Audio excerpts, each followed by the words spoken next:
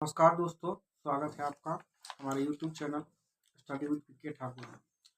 दोस्तों, हम आज बात करने जा रहे हैं एक ऐसे महत्वपूर्ण विषय पर जो किसी भी मानव समाज के लिए बहुत ही ज़रूरी है। वह विषय है महिलाओं का सम्मान, महिलाओं के साथ अमानवीय व्यवहार न हो। हम आज इस टॉपिक पर क्यों बात करने जा रहे हैं? क्योंकि हमारे देश में नित्य प्रतिदिन ऐसी घटनाएं अब आम होती जा रही है जहां महिलाओं के साथ बहुत ही क्रूरतम व्यवहार किया जा रहा है। यह घटना कोलकाता से संबंधित है जिस पर हम आज बात करने जा रहे हैं।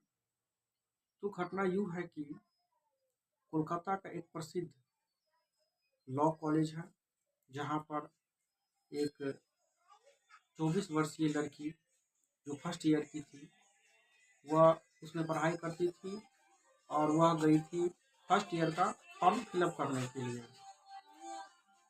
तो जब वह लड़की फॉर्म फिलअप करने के लिए वहाँ गई थी तो कॉलेज के कुछ लोग जो छात्र राजनीति करते हैं, छात्र पॉलिटिक्स करते हैं, तो वहाँ पहुँचे और उसे गलत तरीके से कैंपस में लाने का प्रयास किया और वो लाने में कामयाब भी हो गए।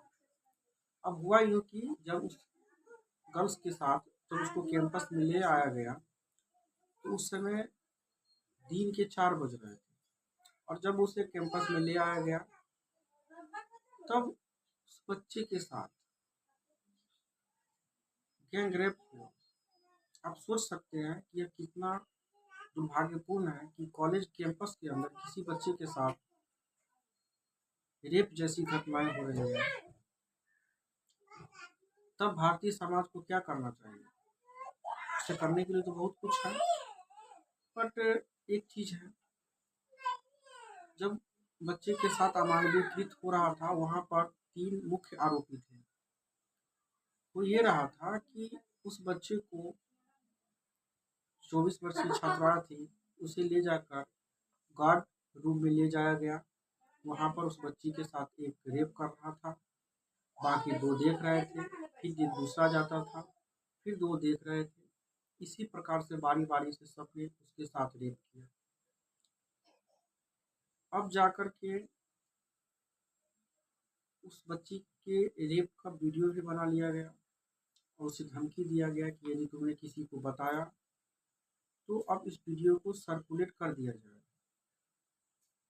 अब उस बच्ची ने उसके अगले दिन हिम्मत नहीं हारते हुए 26 जून के दिन पुलिस को एफआईआर करती है। उसने एफआईआर में ये बताती है कि उसके साथ किस प्रकार का अमानवीय व्यवहार किया गया था। और जैसा कि उस बच्ची ने बताई कि गार्ड रूम में जब उसके साथ रेप हो रहा था तब उसने वहाँ के पॉलिटिकल जो छात्र जो उपस्थित थे वहाँ पर पॉलिटिक्स करने वाले छात्र कैंपस के अंदर जो उसके साथ रैप कर रहे थे, उसका उस बच्ची ने कहा कि मैंने उसका पैर पकड़ा, मिन्नतें की छोड़ देने के लिए, लेकिन किसी ने नहीं छोड़ा। अब जब पुलिस के पास एफआईआर आती है, पुलिस उसे मेडिकल रिपोर्ट के लिए भेजते हैं। जब मेडिकल रिपोर्ट आ रहा है तो उस मेडिकल रिपोर्ट में चोट के निशान, हॉकी स्टिक से चोट लगने के निशान, मल्टीपल्स एब्रेजन, चेस्ट पर खरोच के निशान, गर्दन में निशान और भी बहुत सारे फोरेंसिक रिपोर्ट पेंडिंग है जो आने में कुछ समय लगेगा। पर बात यहीं तक नहीं रुकती है। अब पुलिस कार्रवाई करते हुए वो जो आरोपी थे उस सारे आरोपी को पकड़ कर जेल में डाल देते हैं, उसको कस्टडी में ले लेते हैं। जब कस्टडी में ले लिया गया था उस आरोपी को, इसके बाद क्या होता है? इसके बाद ये किया जाता है, उस आरोपी के साथ पुलिस पूछताछ करती है और उस आरोपी में किसी प्रकार का भय नहीं था। अब इस पर राजनीति भी स्टार्ट हो चुकी थी। बहुत सारे नेता इसका खुलकर विरोध करने के लिए सड़क पर पहुंचे थे। इसी कड़ी में जो मानवाधिकार आयोग है, महिलाओं से संबंधित आयोग है, उसने कोलकाता पुलिस से रिपोर्ट मांगी। कोलकाता पुलिस इस पर कार्रवाई कर रही है।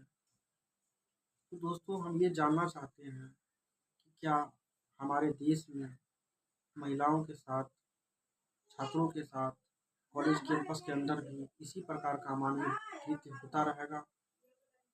आखिर कब तक हम भारतीय लोग ऐसे किसी भी मानवीय संवेदना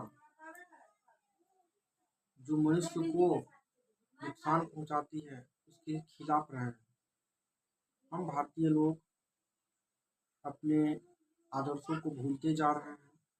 यदि आदर्श को भूलते जाएंगे तो हमारे समाज में इसी प्रकार के दरिंदा फैलते रहेंगे, पनपते रहेंगे। अब समय आ गया है कि हम इस पर कठोर से कठोर कार्रवाई करें। इसके खिलाफ तो हम लोग हैं ही, लेकिन अब ज़रूरी हो गया है कि ऐसे कृत्य करने वाले लोगों के साथ जल्दी से उसे सज़ा मिले, तब जाकर ऐसी घटनाओं पर रोक लगेगी। धन्यवाद। नमस्कार।